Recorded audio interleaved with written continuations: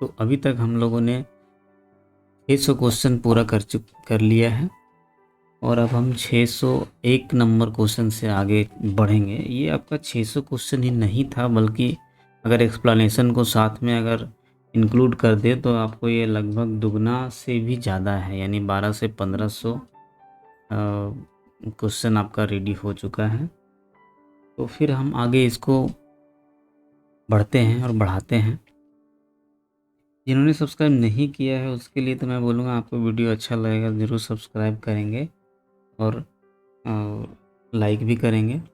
इसके साथ ही हम लोग चलते हैं, अब आज आगे बढ़ते हैं। आज देखिए मेडाइवल हिस्ट्री से थोड़ा आया है और प्री मेडाइवल थोड़ा बहुत 1-2 क्वेश्चन मॉडर्न में भी आया है।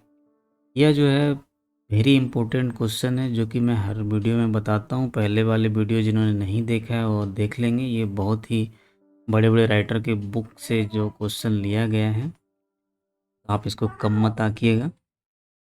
हाँ, भले इसमें कुछ फ़िक्शन नहीं है और लोगों की तरह, क्योंकि ये मेरा इंस्टीट्यूशन कोई नहीं है, पेड नहीं है, ये मेरा शौक़ है। तो जो मैंने अभी तक कुछ अचीव किया है उसको मैं डिलीवर करने की कोशिश कर रहा हूँ। तो आप लोग इस बात को समझेंगे और देखते रहिए और हमारा हौसला बढ़ाते रहिए। सब्सक्राइब करेंगे, लाइक करेंगे तो हमारा भी हौसला बढ़ेगा, ताकि और अच्छी चीज़ें मैं आपके हेल्प के लिए लाके आपके सामने दूँ।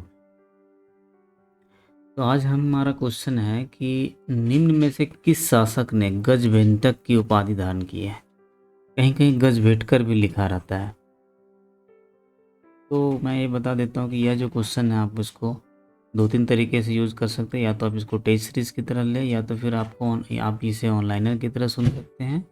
और साथ ही इसका जो एक्सप्लेनेशन है, या तो फिर इसको दोबारा आप अगर बनाना चाहते हैं, तो वीडियो अगर नहीं देखना है तो आप वेबसाइट पर जाकर भी हमारे इस टेस्ट सीरीज़ को आप वहाँ पर एक्सेस कर सकते हैं। तो नेक्स्ट हम लोग चलते हैं क्वेश्चन के ऊपर। तो यहाँ पहला क्वेश्चन हमने लिया है, जो कि निम्न में से किस शासक ने गजभेंटक की उपाधि धारण की थी? गजभेंटक यानी गजभेटकर भी कहीं कहीं लिखा रहता है। इसका आंसर हम देखते हैं कि देवराज द्वितीय है, इन्होंने ही लिया था। अब इसका मतलब क्या होता है, हम क्वेश्चन का आंसर के साथ साथ में कुछ जो एक्स्ट्रा इन्फॉर्मेशन रहेगा वो भी हम आपको बताते चलेंगे। गजभेटकर मतलब होता है हाथियों का शिकारी होता है। तो इन्होंने क्या किया था, मुसलमान को भी अपनी सेना में भर्ती किया था। पहले लोग नहीं करते थे, लेकिन उन्होंने उस रूढ़िवादिता को तोड़ा और मुसलमान को भी भर्ती किया।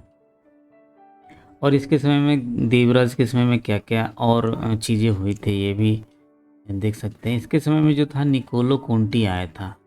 ये इटली का जो यात्री था निकोलो कोंटी, ठीक है, इटली का था।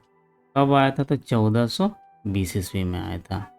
इसके साथ ही जो ये विजयनगर राज्य का जो शासक था उस समय, विजयनगर बहुत ही प्रसिद्ध था। तो और कौन कौन से जो है विजयनगर का भ्रमण किया, ये देखिए फारस का दूत अब्दुल रज्जाक भी आया है। अब्दुल रज्जाक भी आया है, इसके ऊपर बहुत क्वेश्चन बनता है। अब्दुल रज्जाक जो आया था 1443 ईस्वी में आया था, ये भी भ्रमण करता है। फिर नूनीज भी आता है पुर्तगाल। इसमें ये पूछ देता है कि कहाँ का था, ये भी पूछ सकता था। अब्दुल रज्जाक भी था, फारस का था। अब पुर्तगाल का जो था वो नूनीज था, ठीक है। उस समय विजयनगर साम्राज्य इतना ही फेमस था और बड़ा हो गया था कि इसका जो राजधानी का छोर जो था, यानी कि श्रीलंका के समुद्री तटों तक पहुंच चुका था। सोच लीजिए। अब नेक्स्ट क्वेश्चन चलते हैं।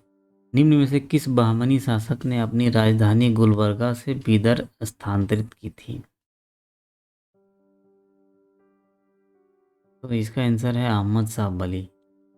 इस तरह के क्वेश्चन को देखना बहुत ज़रूरी है। यह जो है यूपी पीसीएस में आया हुआ है इसका यह क्वेश्चन। तो यहाँ पर अहमद शाह बली जो थे, उन्होंने जो है अपना राजधानी को ट्रांसफ़र किया था। इनका एक और नाम मिलता है, शिहाबुद्दीन अहमद प्रथम। इनका जो नाम है शिहाबुद्दीन अहमद फर्स्ट, ठीक है। इन्होंने बीदर का नाम जो क्या किया था, बीदर का नाम बदल के क्या कर दिया, मोहम्मदाबाद लिखा, मोहम्मदाबाद, ठीक है। अब नेक्स्ट क्वेश्चन चलते हैं। महाराष्ट्र में बरकरी पंथ की स्थापना किसने की? तो उसमें महाराष्ट्र में बरकरी धरकरी चलता था, पंथ था। तो यहाँ पर जो बरकरी का स्थापना करते हैं वो नामदेव करते हैं। ठीक है, यह कौन से थे? ये सगुन ब्रह्म के उपासक थे। सगुन ब्रह्म में क्या होता है कि उसमें मूर्ति पूजा की जाती है। ठीक है, इन्होंने भक्ति मोक्ष के लिए क्या बताया? मोक्ष के लिए बताया कि अगर आप भक्ति करेंगे तो मोक्ष मिल सकता है। ठीक है, यह महाराष्ट्र में थे और ये बहुत ही इम्पोर्टेंट नेता थे। उन्होंने अपना जो उपदेश दिया था हिंदी मराठी में दिया था। उन्होंने बहुत चीज़ों का विरोध किया था, जैसे अंधविश्वास का विरोध किया था, तीर्थ यात्रा का विरोध किया था। बोला था कि तीर्थ यात्रा करने की कोई ज़रूरत नहीं है। ठीक है, फिर धार्मिक भेदभाव का विद्रोह किया था। और महाराष्ट्र में जो थे अन्य नेता भी थे उसमें, ध्यानेश्वर हो गया, आपका हेमाद्री हो गया, चक्रधर हो गया, रामनाथ हो गया, तुकाराम हो गया, ये सब भी थे। नेक्स्ट क्वेश्चन चलते हैं। मुरीद कौन था? ये देखिए वेरी इंपॉर्टेंट क्वेश्चन, इसको आप ध्यान से देखिएगा। ठीक है, यहाँ जो मुरीद है ये एक सूफी शिष्य है। ठीक है, अब यहाँ पर जो सूफी का जो बहुत सारे कुछ कुछ टर्म है उसको आप यहाँ देखिए। जैसे सूफी शब्द जो है तरीकत, तरीकत किसको कहा जाता था? तरीकत बोलता था कुरान का, जब हम उदारवादी व्याख्या करते थे उदारवादी, तो इसको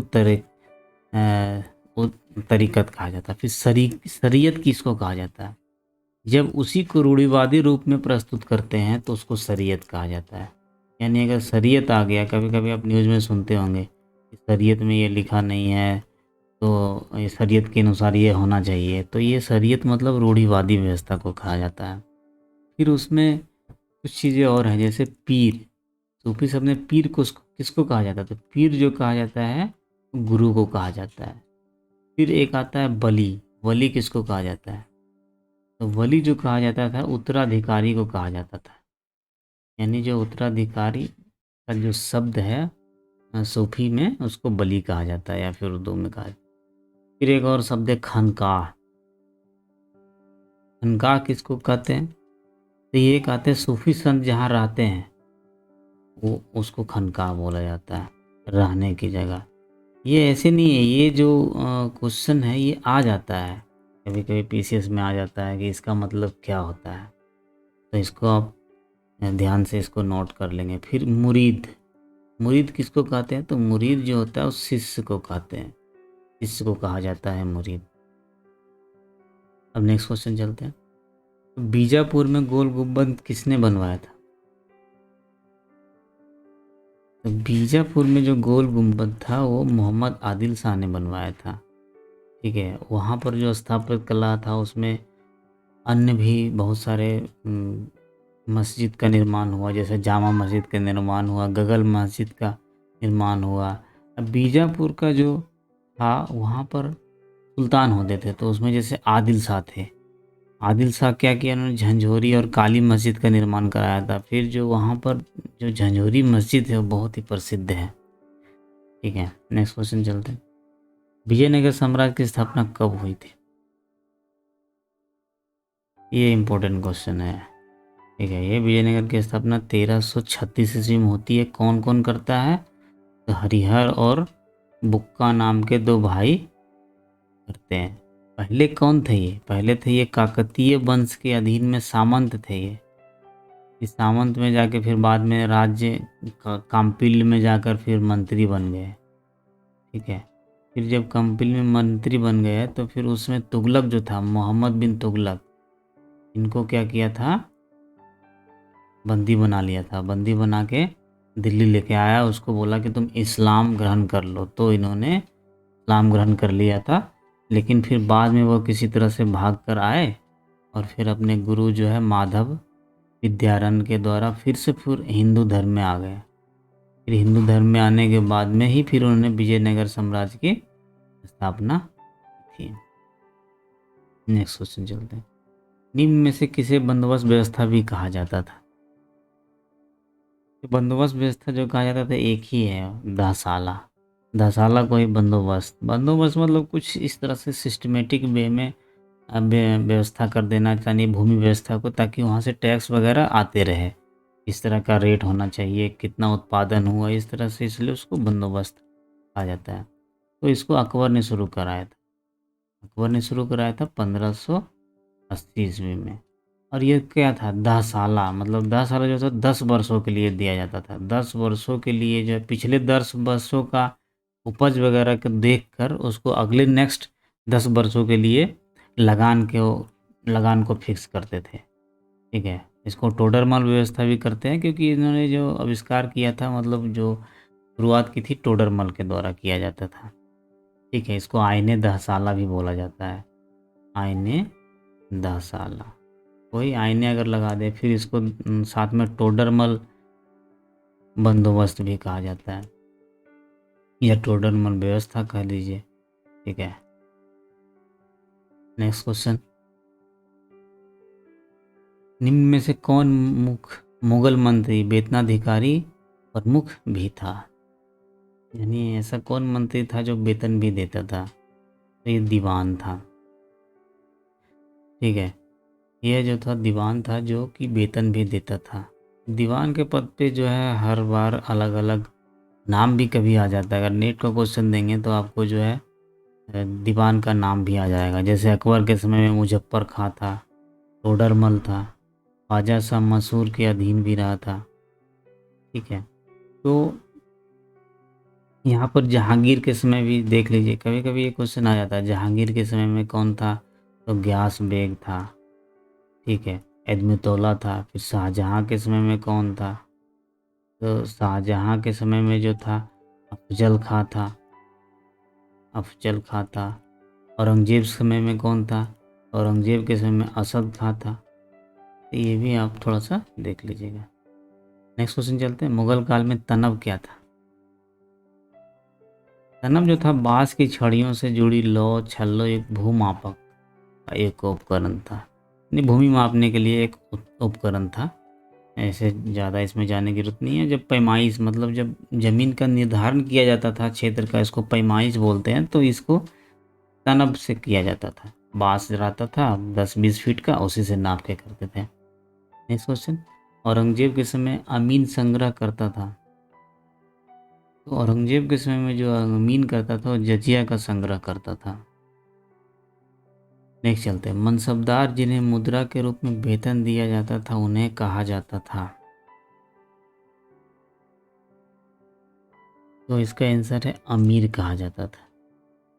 ठीक है, मुगल्स के समय में जो क्या था, वेतन को जो है नगद भी दे सकते थे और जागीर भी दे सकते थे।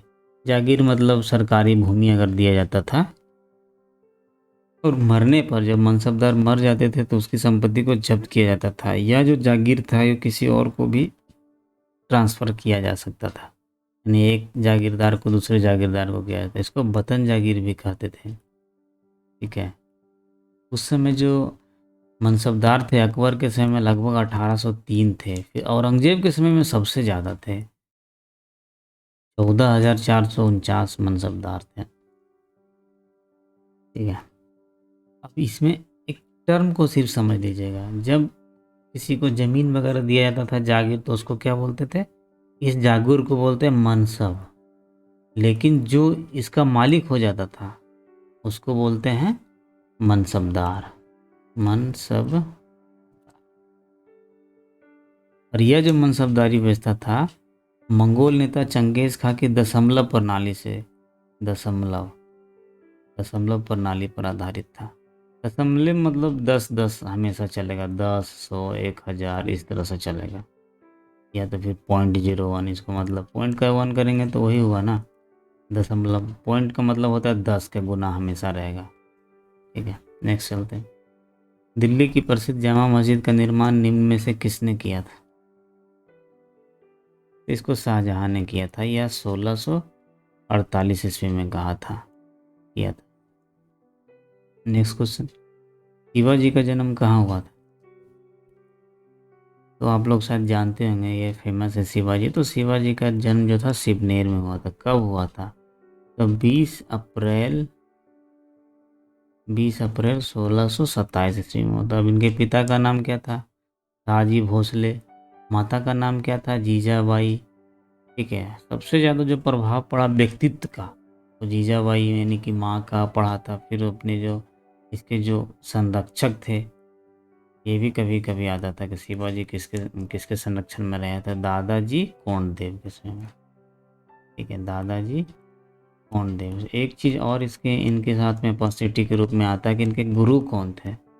इनके गुरु जो थे वो रामदास थे। नेक्स्ट चलते हैं।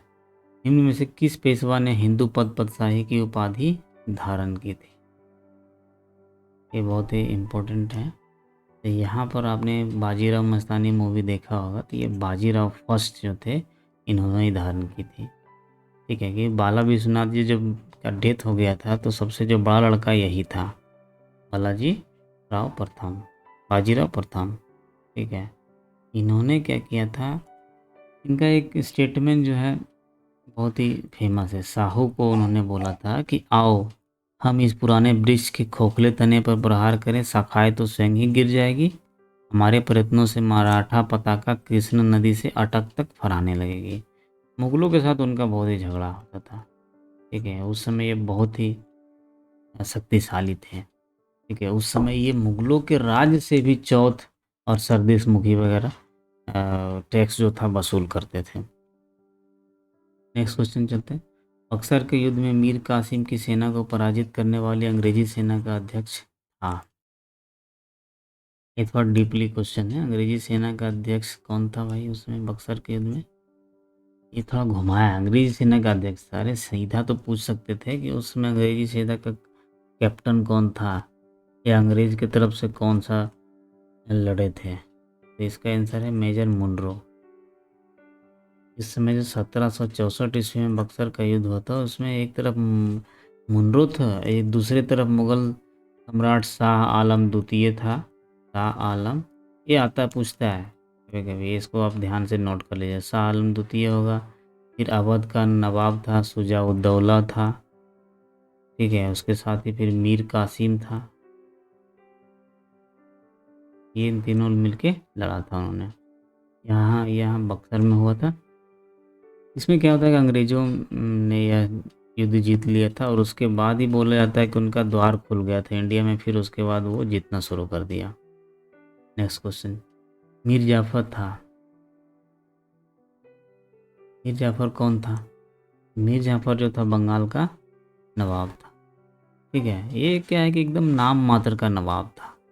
ठीक है, जो उस समय जो था वास्तविक जो प्रशासन था वो अंग्रेज के हाथ में थे। ये जो है फिर बाद में इनकी मृत्यु हो गई थी। ठीक है, जब प्लासी का युद्ध हुआ था तब इसका जो सेना था मीर जाफर की, ये तटस्थ हुआ था, मतलब स्टेटिक, नहीं कहीं नहीं लड़ाई करेंगे हम। नेक्स्ट क्वेश्चन चलते हैं। निम्न में से किसने मद्रास प्रेसिडेंसी की स्थापना की थी? मद्रास प्रेसिडेंसी की स्थापना सर थॉमस मुद्रो करते हैं 1639 ईस्वी में। ठीक है, और ये कारखाने का किलाबंदी कर दिया। किलाबंदी के बाद में क्या नाम रखा? सेंट जॉर्ज नाम रखे था। सेंट फोर्ड ऐसे करके, फोर्ट सेंट जॉर्ज। थोड़ा बहुत आपको इधर उधर ये फोर्ट बीच में भी आ सकता है, सेंट फोर्ट जॉर्ज या सेंट जॉर्ज फोर्ट या फोर्ट सेंट जॉर्ज, मतलब मेन वही है कि सेंट जॉर्ज इनका नाम था। Next question. द्वितीय आंग्ल मैसूर युद्ध के समय ब्रिटिश गवर्नर जनरल कौन था? तो यहाँ पर ये चारों गलत हो जाता है। कभी कभी ये आता है, आप देखते होंगे किसी क्वेश्चन किसी एग्जाम में होता क्या है, एक क्वेश्चन ही गलत है तो उसके बदले क्वेश्चन अगर 100 है तो उसको 99 पर रिवोल्यूशन होता है। तो इसमें जो क्वेश्चन है ये चारों गलत है। इसका जो गवर्नर जनरल उस समय था वह वारेन हेस्टिंग था। Next question. द्वैध शासन निम्न में से किस अधिनियम के द्वारा लागू किया गया था? द्वैध अधिनियम तो आप सब जानते होंगे, अगर नहीं जानते तो देखिए, ये 1919 का भारत शासन अधिनियम था। तो भारत अधिनियम उस समय था, द्वैध शासन की स्थापना कर दी थी। उसमें क्या किया था, उसमें क्या हुआ था कि दो तरह के जो है कानून, एक हस्तांतरित कानून बनाया था, एक आरक्षित यानी सुरक्षित या आरक्षित ऐसे बोलते हैं, सुरक्षित या आरक्षित कानून बनाया था। ठीक है। तो जो आरक्षित मामले जो थे वो गवर्नर देखता था, किसके साथ में, कार्यकारिणी के साथ में देखता था, कार्यकारिणी परिषद के रूप में देखता था। और ये जो हस्तांतरित विषय था ये गवर्नर देखता था किसके साथ में, अपना मंत्री के साथ में, जो उसमें चुने जाते थे मंत्री उसके साथ में देखा था। ठीक है, लोकप्रिय मंत्री। तो आरक्षित विषय में कौन कौन थे, यह इम्पोर्टेंट। आरक्षित विषय में जैसे पुलिस हो गया, जेल हो गया, राजस्व हो गया, ये सब जो इम्पोर्टेंट चीज़ थे ये थे आरक्षित विषय में, अपने लिए रखते थे। हस्तांतरित मतलब बाकी जो नॉर्मल चीज़ है, शिक्षा, समाज हो गया, ये सब, सार्वजनिक स्वास्थ्य, कृषि हो गया, जिस पे उस पे अंग्रेज़ों को ध्यान नहीं देना था, लेस इम्पोर्टेंट उसके लिए था। कोई ज़्यादा ना तो उनसे सत्ता पावर मिलता था, ना ही उससे टैक्स मिलता था, पैसा मिलता था, तो उसको हस्तांतरित बोलते थे और उसको नॉर्मल मंत्री को दिया था, भाई तुम लोग संभालो ये सब फालतू फालतू विषय। नेक्स्ट क्वेश्चन चलते हैं। पुर्तगालियों ने भारत को निम्न में से किस फसल से पहली बार परिचय कराया था? यह क्वेश्चन पीसीएस वगैरह में आराम से आता है। तो इसका जो आंसर है तंबाकू। ये सबसे पहले तंबाकू, और अभी इंडिया जो है तंबाकू का बहुत ही मतलब उत्पादन करता है। ठीक है, अब उसमें सबसे पहले पुर्तगाली ही तो आए थे, Vasco da Gama, Cape of Good of होते हुए कालीकट में 1498 ईस्वी में। ठीक है, इससे आप इसको याद रख सकते हैं कि किसने, तंबाकू पुर्तगालियों आए थे। फिर बाद में इसको कब लाया गया था? तो 1508 ईस्वी में लाया गया था इनको। ठीक है, तंबाकू को। नेक्स्ट क्वेश्चन चलते हैं। डच व्यापारी निम्न में से भारत से क्या खरीदकर मसालों के बदले ईस्ट इंडीज में बेचा करते थे?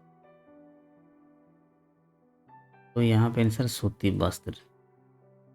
ठीक है, मतलब वहाँ से भारत से सूती वस्त्र खरीदते थे मसालों के बदले, और ईस्ट इंडीज में बेचा करते थे। यहाँ से खरीदते थे सूती वस्त्र, ठीक है, और जाके ईस्ट इंडीज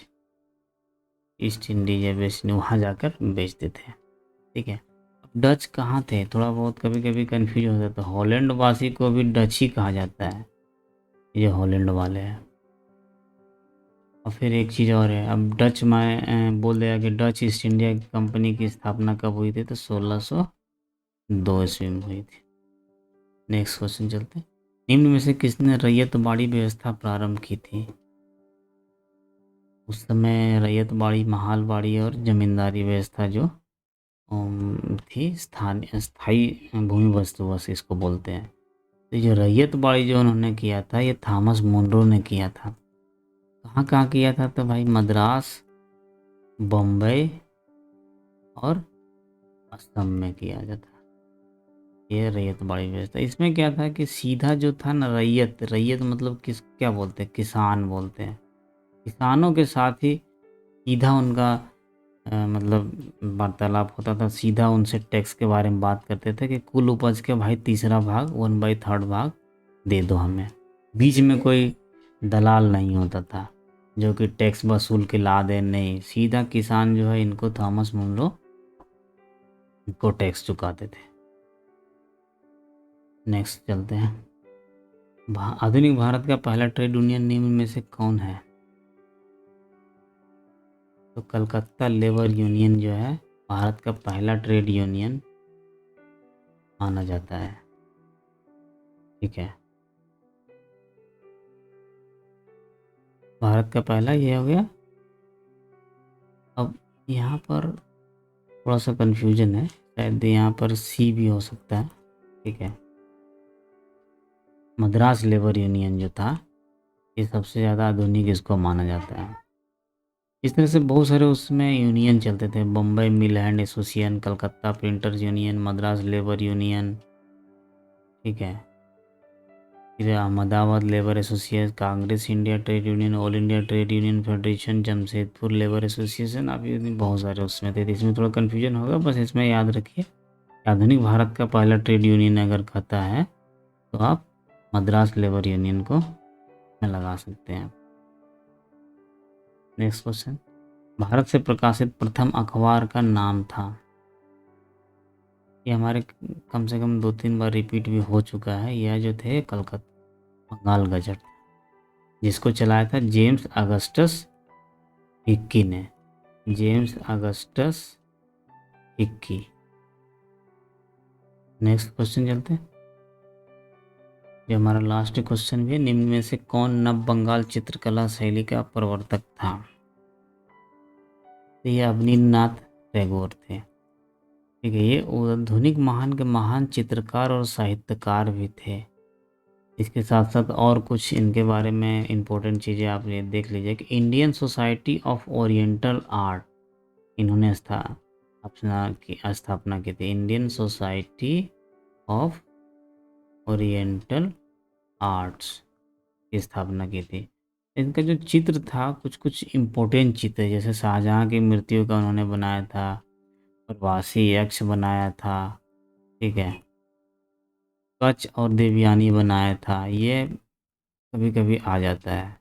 कच्छ और देवयानी का पेंटिंग बनाया था। उमर खयाम बनाया था।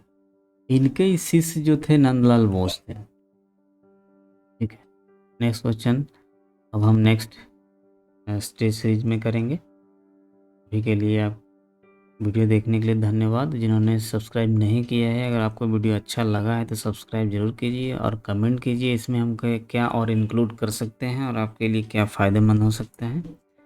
इसके साथ ही धन्यवाद, बाय बाय। मिलते हैं नेक्स्ट 126 नंबर से।